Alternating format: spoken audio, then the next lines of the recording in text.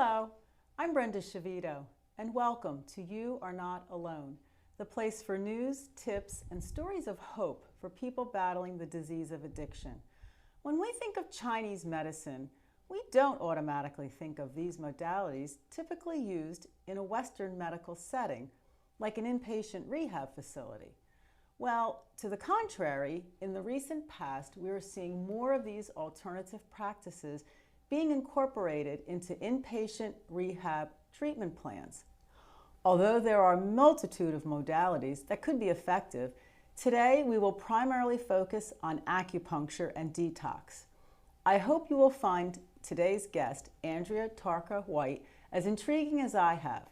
Andrea received her bachelor's degree in English with a minor in psychology from the University of Connecticut. She went on to achieve a Master's of Science degree in acupuncture from the Pacific College of Oriental Medicine. She studied at the Beijing University of Chinese Medicine, including clinical rotations at several hospitals in Beijing, China.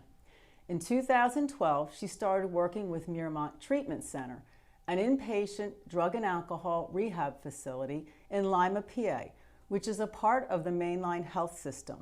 She also has a private practice right here in Wayne called Pintuition, where she provides a variety of healing services, including Reiki, energy healing, acupuncture, and one-on-one counseling to treat physical and emotional conditions. I'm beyond excited to have this time with her today. Andrea, thank you so much for coming and joining us on You Are Not Alone today. Welcome. Thank you so much for having me, Brenda. I'm really excited. Let's just start off from the beginning, where my question was for you is, how does an English major at the University of Connecticut end up being getting into traditional Chinese medicine? How did that happen? Well, I imagine many people have a similar thing where they think they know what's happening in their life and then everything changes. It's funny, I actually started out as a puppetry major. Okay, which, interesting. And UConn is the only school in the whole country that has a puppetry department. Oh, wow. And it was really hard. And I really loved it, but it was really hard. And so after 2 years of that, I said, okay, I have to graduate. I have 2 years. What can I do that will get me out of here the fastest? And I had enough credits for English, for an English degree. And it turns out I joked about it because I used to not like English very much.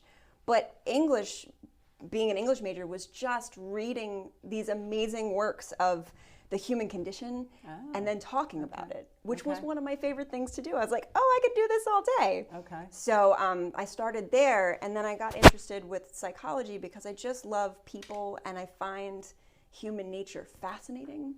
I struggled a lot with mental health when I was younger.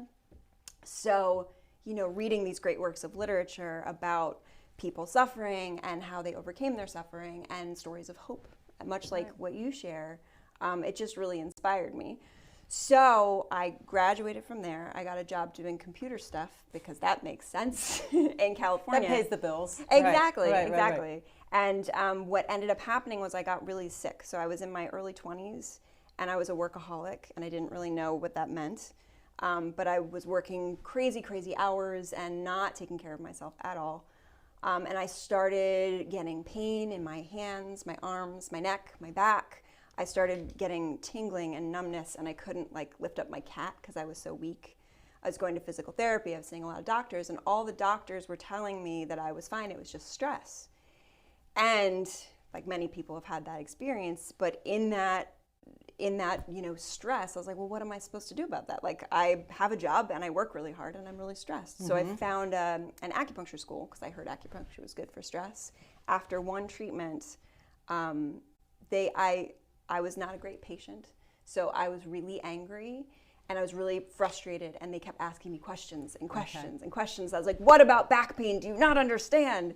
And so just to kind of make them stop, I said, they're asking about my mental health, and to shut them up like a trump card, my boyfriend died when I was much younger. Oh, I'm sorry. Thank you. Sorry to hear that. So that was a moment where I kind of used that grief, all right, you can't talk to me anymore. I've had this trauma and I'm going with it. Exactly. Yeah, it's with me and just leave me alone. Right. Exactly. Okay.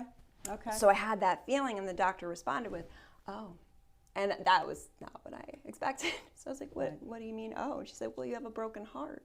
And that was what I was treated for. And 3 weeks later, I was 85% better. I drank disgusting tea that no one should have to drink, but that plus the acupuncture, I felt hope again. I had wanted to die for a really long time, and that brought me out of it.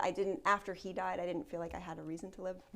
And so, grief is real. Sure. And it's deep. Yep, and really heavy. Sure. So, that experience of being seen for the first time, right, and having that was my diagnose. I was like, oh, broken heart. Wow, right? That's amazing. It's like, that's I want to do that. I want to do this medicine where I can diagnose a broken heart. So you had an epiphany, and you went on and you got trained, and you came out to do acupuncture and other modalities of the Chinese medicine. Yeah. And then in 2012, okay, so let's just go for a few minutes, and just say, what is acupuncture exactly? Like maybe a couple minutes just to say a quick explanation of it. So acupuncture is the insertion of extremely tiny needles. I say pins because needles we think of as hollow. Extremely tiny. They're the ones I use are 36 gauge and up, which the higher the number, the smaller the needle. They're about the size of a cat's whisker. Okay. And acupuncture is the insertion of those needles in specific spots in the body to produce a desired effect. Those spots, acupuncture points, are along channels. So there's like rivers in our body, and they're all connected. Okay. Each of the points has its own personality and its own relationship to the body as a whole. Okay. So the big picture is we don't actually know how acupuncture works. We've been studying it for a mystery. It is. I have a friend who says it's magical, and I agree. We've done a lot of studies about acupuncture. Sure. What we know is that when someone receives acupuncture, their brain lights up in different ways. There's a release of chemicals into the body, and there's a balancing that happens. Okay. So there's an influx of fresh blood and nutrients to the spaces where the needles are, but also to other spaces along those channels, those lines that are drawn. Cool.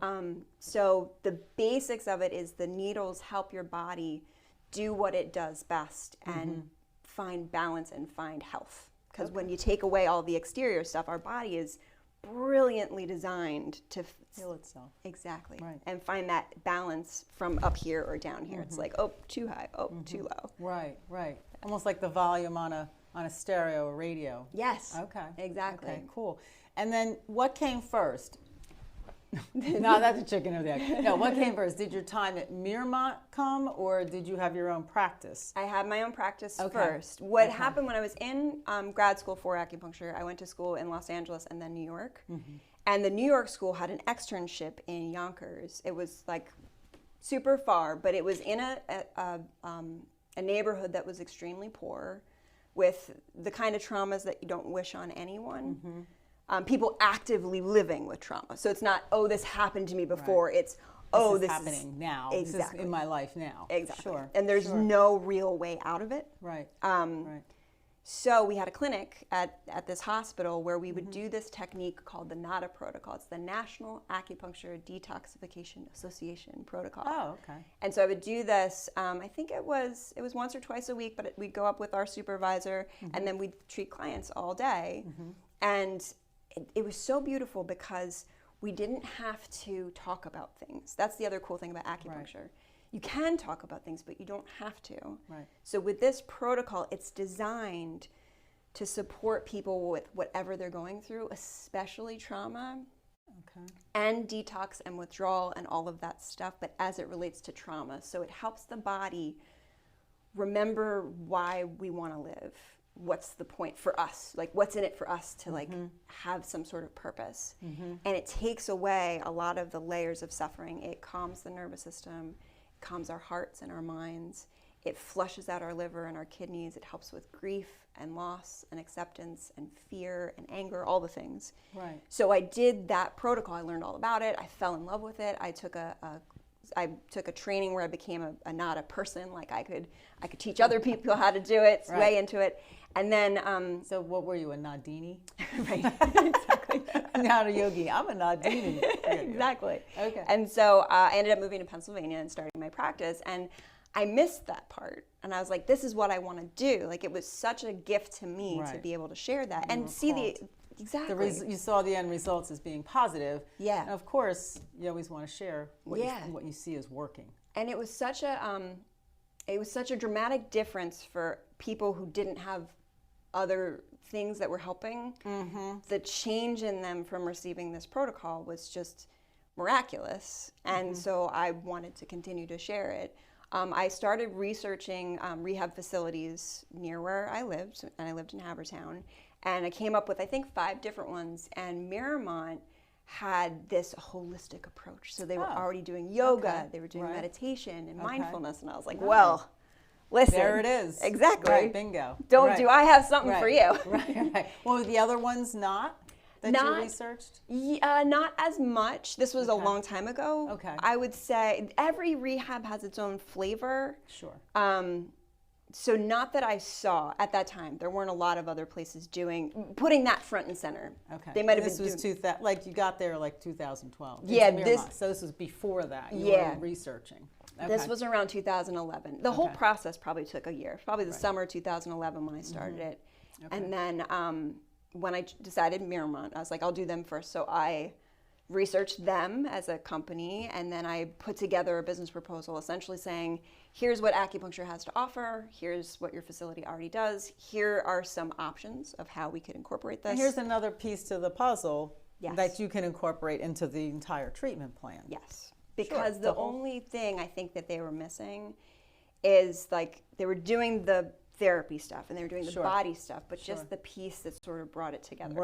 Right, connected all the dots. Yes. Right. So it was like the physical, the spiritual, the emotional, the mental, all at the same time. So what was that like approaching a Western medicine facility, Mainline Health, which is wonderful. They do great things. What was it, did you have trepidation, or how did you feel about going into this environment? I mean, they had the yoga, they had meditation, but now you had to sell.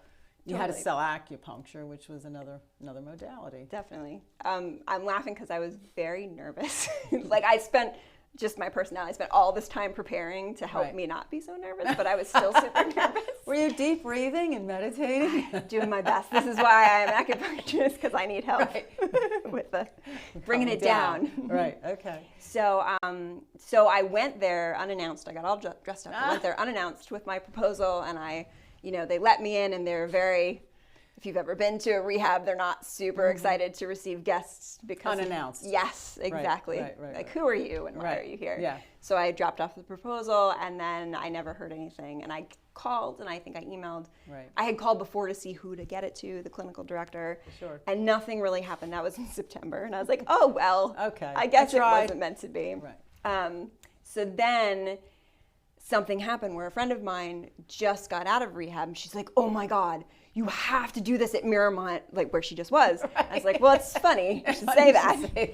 And I told her the whole story. And then not even a week later, my aunt, who is a nurse who used to work for Mainline Health, said, I found we have this treatment center called Miramont. You should do that thing there. I was like, well, it's funny. You should say that. Right. And then the third thing, this was in like a week or two's worth of time, same time frame, I had a new client who I'd never met before, who was a referral from another person, and I did this treatment for her. She was like, this is amazing. We talked about it. She's like, you need to get this to Miramont. And I told her the story, and she said, who did you talk to? I know somebody. I will get you a meeting. And she did. 3 times is a charm.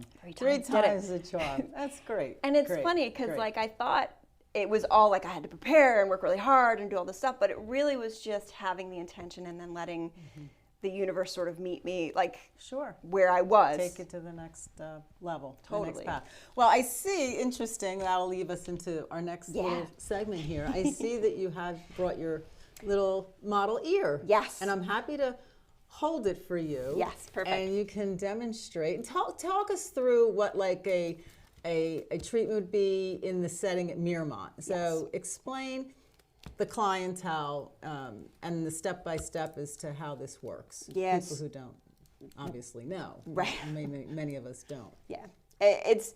So being in a rehab in general is like being in a hospital. It's like being in an ER. You can scoot back if it helps your arm feel better. That's cool. Okay.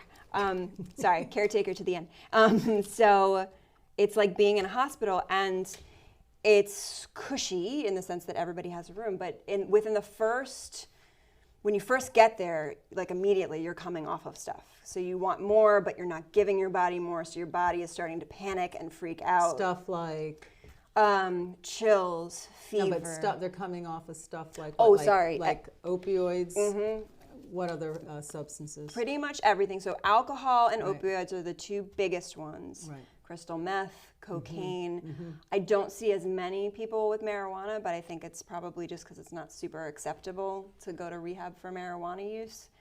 Mostly opioids and alcohol. Those are the two biggest populations. Big ones. Right. Yeah, for sure. Cool. And then the withdrawal symptoms are different. The beginning is really, really hard physically. Why is that?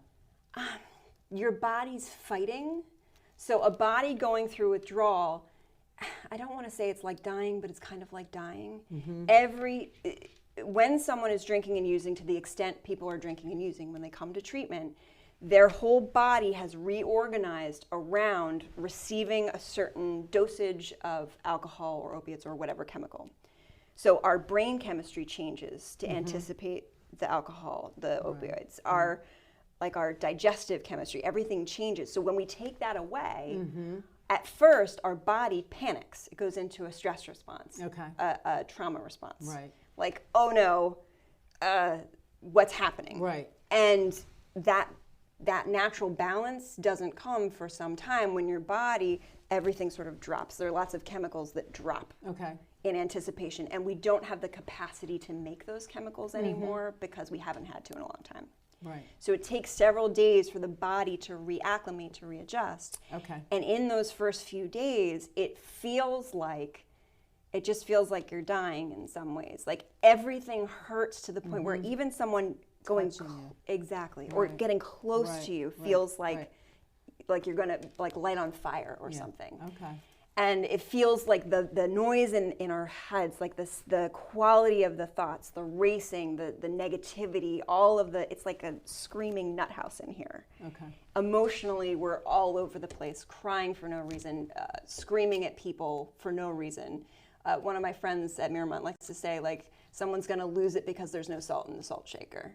Like, that's the, like, intensity. Yes. Everything is intense. Yes. Okay, so a patient comes to a treatment. Yes. So what are they walking into? What is it like? So give us a step by step. Yeah, we have, so we gather in a meditation hall. It's heated hardwood floors and floor-to-ceiling windows. It's like an octagon room, so it's mostly windows, and it looks out over trees and woods and things like that. Everyone, I welcome everyone, invite them to use the bathroom if they need to, and then we all get comfy, ask questions if they need to. I just let them know we're doing this to help with withdrawal. We're doing this to help them get through all the things. And then I have everybody lie down if they're comfortable or sit if they're more comfortable, and I put on some music. And I start to do a guided meditation. So I guide them through breathing more deeply, noticing like how their bodies are feeling. Right. And this act of doing a guided meditation, it's a very give and take. So I'm watching everyone, I'm noticing what I'm feeling, I'm noticing what's happening, and I'm changing it depending on what we need. If someone comes in and interrupts, which happens an awful lot, like that becomes part of the meditation. If there's a loud noise because something happens, that becomes part of the meditation. So as I'm guiding people and they close their eyes, then I start to do the needle part. Okay. And this is, so I walk over to each person, and as we're breathing, I ask them, I'm like, take a deep breath in, and as they exhale, that's when I put the needles in. So I'm just gonna stand a little bit. The first one goes like this. And all the spots, these are all acupuncture points. Do these hurt? Great question. Get asked that every day. The answer is the majority of people, what they feel is when it first goes in, it's like, but then by the time you feel that it's over, that is 80% of the people. Right. Some people feel absolutely nothing. So a very few percentage of people, it really hurts for those people. Okay. I tell people, just try one and see what you think. Right. And if they try one and they hate it, we take it out. And usually that's enough. I will say more often than not, it's the people who are coming off of opioids, not always, that are the most sensitive to the needles. Yes. So this is basically what it looks like and what you do, and so everybody gets 5 needles in each ear, and they're laying down. So I'll do one side, I'll go to the other side. I just follow their breathing. So they inhale, as they exhale, I put the needle in, and then I walk to the next person, all the while guiding the meditation as I'm doing this. So if the group is really cohesive, which they often are, like they just go deeper and deeper. Oh yeah, that's a great idea. That's a good idea. I'm going to lean this up against a cup. How's that? Perfect. Is that good? Is it going to stay? Here, 2 double cups. There we go. There's our little model. Ta-da. Okay, good. So, so it's kind of, it's a very dynamic process. So then I get through the needling of everyone, and then I sit down, and then we continue the meditation. And it's different every time. Right. Sometimes we do body scans. Sometimes we do like vision quests in the woods, and whatever comes to me, whatever's needed. And sometimes people are just not in the mood. Okay. So sometimes, especially if it's someone's first time, it's really hard to relax. Right. Most people have no experience meditating, or their experience meditating is terrible. Right. They're like, I absolutely can't do this. Right. So, so sometimes if that's the case, instead of doing a more traditional meditation, we'll just talk with the needles in. Okay. So the ground rules are 1 person speaks at a time, no talking over anyone else, and just talking about addiction, talking about what brought us here. A lot of the times, when I need to talk, like during the meditation, I'll talk about broken hearts. I'll talk about the traumas. Right, right. And about the hope. Like that's such an important part. Absolutely. As you know, right? If you have no hope, what's the point? What's the point? And the other thing we talk a lot about is higher power, which is such a trigger for so many people. Like that, even that word, even though it's not the G word, people have a lot of trauma when it comes to religion. Sure. So we talk about what it means to believe in something greater. Right. And I think that's another thing that makes this program a little different. And then after the meditation, I give everyone a minute, and then I take all the needles out. How long is this typically working? Like from the time you put the needles in, how long are they there for? Yes. So we have an hour in the room. It usually takes, again, depending on the people. Sure. They probably have the needles in anywhere from, if it's a really rough day, 15 minutes. Okay. The longest I've ever had them in is for about 50 minutes. Wow. Like the whole time. Does it matter, the time element? Does it matter how long, if it's longer or shorter? Not the impact of the necessarily. treatment? Yeah, not necessarily. A lot of people think like, oh, longer is better, kind of like more is better. Sure. But even if it's just in for like a moment, that's enough. Right. Generally speaking, especially if someone has a big reaction, right. Just putting it in for a second is enough. And how many treatments, is there a treatment plan where there's somebody coming off and they're detoxing? Is it 2 days, 3 days, 10 days of these treatments? Yeah. How does that work? It's a little tricky because if I had my way, we would do acupuncture 3 times a day for the first 5 to 7 days someone's in detox. Wow. We don't have the luxury. Exactly, the resources for such a thing. Right. We used to do, before COVID, we used to do Monday through Friday, first thing in the morning. We'd gather as a giant community, do a community meeting, and then we'd do acupuncture first. It was a great way to start the day. Right. Now, post-COVID, we're doing Monday, Wednesday, Friday. Right. So people get it 3 days a week while they're in detox. The really terrible thing is a lot of the time people will come to detox on a Thursday. They will say, I'm not getting out of bed on Friday. Then they go through Saturday, Sunday. So now they've been in detox 4 days. Right. They maybe get to do it Monday and then they're out. Right. So that's the really sad reality. Sure. There's stumbling blocks there. And does insurance cover this modality? Is it covered by insurance? So insurance is starting to. Insurance has covered acupuncture in California since like a long time. Beginning of time. Exactly. Very long time. Very progressive. Yes. Which is great. They're a little ahead of us in that Right. realm. A little bit. As of, I think it was 2021, maybe even a little bit earlier, 2020, just recently, most major insurance companies are accepting acupuncture for private sessions. Right. They only cover, for the most part, they cover low back pain and neck pain. So they see acupuncture as pain management and pain management only. Right. which I would say is they don't know what they're missing. Right. And because it could do so many more things. Right. While in treatment, there's a flat rate for going to treatment, so there's no additional cost for the acupuncture. The facility has to build it into their budget. Well, you know what? It's a start. Yeah. Making strides. I think it's wonderful. And oh my goodness, this has just been fabulous. You can't imagine. I do use acupuncture and yoga and meditation in my own life, and I can definitely attest to its effectiveness. And I think it's great. And your appearance here has been fabulous. Thank you. I'm just bummed that we don't have more time to talk about some other of these Chinese modalities that you do in your treatment. But if people wanted to reach out to you at your private practice, or if they have any questions about what you do, how could they reach you? So my practice is called Pintuition, and it's in Wayne. It's 200 Eagle Road, Suite 30 in Wayne, which is 19087. And my website is useyourpintuition.com. Very clever. Thank you, thank you. And the phone number is 610-245-8181. Fabulous. I can't say enough about how I've enjoyed this time speaking with you. Thank you so much for joining us today. Thanks, Brenda. Thank you for joining us for this latest and extremely interesting discussion. It has shined a light and perspective on how acupuncture can benefit not only those seeking recovery, but anyone with physical or mental conditions or concerns. And if you or a loved one needs help or would like to make a donation, please visit us anytime at angelsagainstaddiction.org. I believe that together we can help save lives.